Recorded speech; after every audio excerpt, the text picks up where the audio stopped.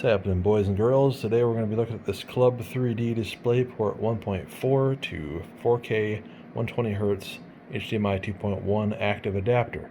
Got this off Amazon for about $56. It just arrived here a little bit ago, and we're going to go ahead and try it out on my LG 55SM9000PUA 4K 120Hz. It's supposed to be Nano IP, or I say it's a Nano IPS TV. It's supposed to potentially support HDMI 2.1. I've done videos on this in the past where it didn't work because I was using it directly from the HDMI port on my video card.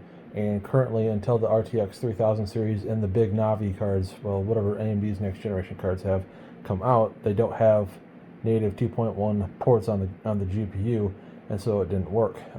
There was some features that it was working with, like you get very low refresh rate, but you can't do true 4K 120 hertz, you know, and with a decent color depth and all those things. So we're going to try this out here in just a minute. Give me 1 second and I'll hook it up and we'll see if it works.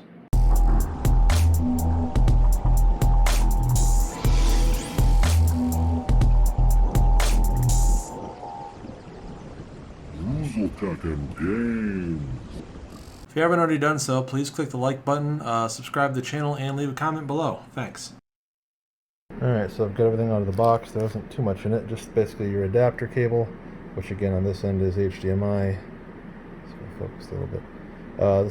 This company Club3D is based out of, I think, the United Kingdom, because there's actually like NVIDIA cards made by this company, again Club3D, that you can't buy in the US. I mean, I guess you could have it ordered from them and send it to you, like through Amazon's international page or something. But again, like the actual manufacturer is a NVIDIA manufacturer that's based out of the UK, but they obviously make a fair number of adapters too. So this is an active adapter, which means we have to power it.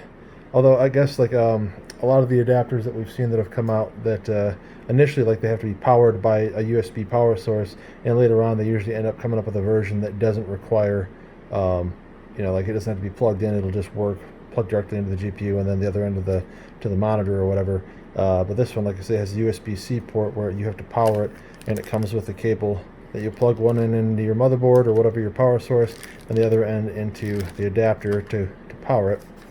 And it comes with a little so it says if you do not get external power source out like our so it's possible that you might need to plug it into the wall if it doesn't work, if you don't get enough power from your USB port, but it should work with that. That's our hope anyway. So anyways, like I say, Club3D is out of the United Kingdom, I believe. This is one of their adapters. They did finally start carrying them on the US site, and that's when I ordered it. Prior to that, they were a little bit more expensive on the UK site, and you would have had to wait for, you know, pay for higher shipping costs, and then it takes longer for it to get here coming from the UK site. So I waited, and they finally put it on there. But to do this, you'll need, again, this adapter. You need, I mean, really, if you're going to try to run a game at 4K above 60 frames a second, you want at least like a 2080 Ti. I've got my RTX Titan, so we're going to try it off of that. And then you need a true HDMI 2.1 cable, which I have a couple of those laying around. I did that video on the PAC Raban cable here a while back, that when I tried to do this last time. So I've got a couple of HDMI 2.1 cables. I'm going to try hooking this up. Let's see if it works. Be right back. So it works, but there's a lot of caveats to it working, as in like it doesn't work well. So here I've got this running, and I'm getting, this is Witcher 3 of course, and I'm getting about 80 frames a second with everything on max except for the I turned off the hair anti-aliasing. And we're keeping about 70 frames a second on a single card. So when Ampere comes out, you know, something like this will be really nice. And those will have native HDMI 2.1, so you'll be able to play on a TV like this without buying an adapter, and you'll, you know, be able to take advantage and get above the 60 frames a second. The problem I'm having, you can see I have a really weird resolution setup of 3762 of 2116, and the reason for that is that I had to scale the desktop because it will not scale properly with this adapter installed. It is not possible. I've tried like a bunch of weird, you know, a bunch of different settings. You know, automated, have the display do it, have the GPU do it. Any setting I change, it doesn't do anything. It just stays the same, and it scales off the screen, and so the window's too large, so it doesn't look good. And so I had to manually size the desktop to that particular resolution to get it to fit the screen correctly. Nothing else will work. Your results may vary from TV to TV, but for this TV, I'm not able to get anywhere with it if I don't do that. So that's problem number one, and it's not that big of a deal. I mean, the game looks really sharp, runs really good, so that's cool, but that's a problem. So another issue I'm having is that almost any time you change the resolution to anything else, okay, so it's working for the moment, but like often if I change the resolution from one thing to another, the screen will just go black, and the only thing you can do to recover it is you have to physically unplug the HDMI cable from the TV, or you can unplug the adapter from the video card, one or the other, and then it will work again after you plug it back in. But it's like it hangs, or it loses its connection, or whatever you want to call it, and it doesn't work right. So that's the problem. You can see though, I'll zoom in here. I don't know if the hell's going on with the phone, but excuse me, I'm getting the desktop signal. It says it's 3762 by 2116. The actual active signal is 3840 by 2160 with a refresh rate of 120 hertz at 8-bit. I tried playing around with a lot of those settings to try to get it to run at a higher color depth. You can do like the 4 by 2 by 2 and set it to 10-bit if you want. But again, like every time I try screwing around with that sort of thing, I almost always end up with like a black screen hanging, which is a problem. HDR does work, but every time I toggle that, it seems like you have to reset the screen again. And games, like I tried Hellblade with HDR enabled, and it again with black screen, and I wasn't able to play it.